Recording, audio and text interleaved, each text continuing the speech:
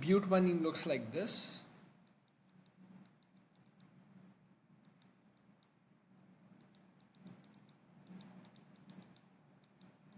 This is butanene.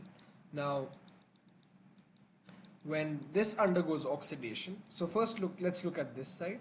When this undergoes oxidation, this will produce CO2, and this side will produce a carboxylic acid, because you can see that this carbon, it is attached to two hydrogens, so upon oxidation it will give CO2, and this carbon, it is attached to one hydrogen and one alkyl side chain, so it will give a carboxylic acid. So in this case we will get CH3, CH2, COOH. So this is the carboxylic acid, this is propanoic acid. So the CH3CH2, it remains the same. However, the double bonded carbon atom, it forms the carboxylic acid group. So this is how oxidation takes place. So oxidation of butanene will give us CO2 and propanoic acid as the products. Let's oxidize, let's take a random alkene. Let's take this as CH3, CH3, CH, CH3. So this alkene, it is, if we have to name this, it will be 1, 2, 3, 4. So upon, if we name this, this will be 2-methyl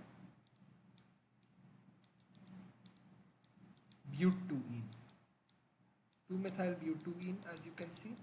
Now, when we oxidize this, let's look at both sides. When we oxidize this, the left side will give us the ketone CH3CO, CH3. This is a ketone.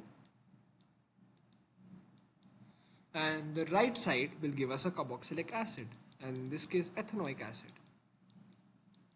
So you get this ketone is called propanone, and this is ethanoic acid. So these are the two oxidation products of 2-methyl butene. So this is how alkenes are oxidized.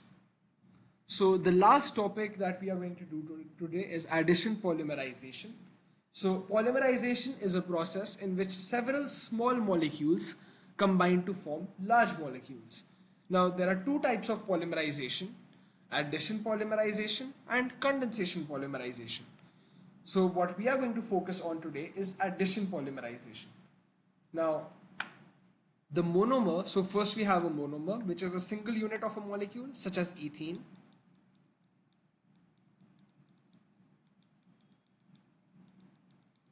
I'm taking ethene as an example. It can be anything actually. It can be propene, butanene, butene, anything. But the important thing to remember is that addition polymerization only takes place if there are carbon-carbon double bonds. So if we take this as the monomer, it can react with other ethene molecules, several thousands of ethene molecules, to give polyethene.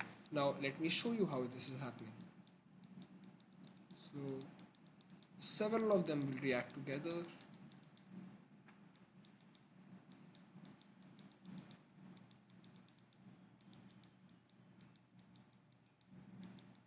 And so on. Let's say that they're reacting on both sides, on the left and on the right as well. So what we get is the double bond breaks. The double bond breaks and it forms single bonds on both the left and the right. So the double bond breaks.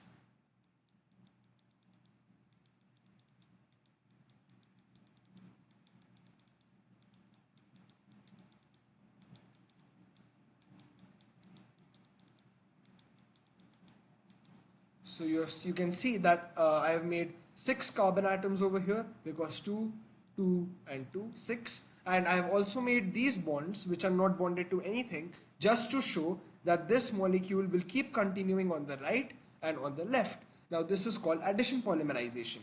So this part is called a repeat unit of the polymer, because it is repeating. You can see CH2CH2, then again CH2CH2, then again CH2CH2, and this is because we are using ethene, which is CH2 double bonded to CH2, and we are breaking the double bond.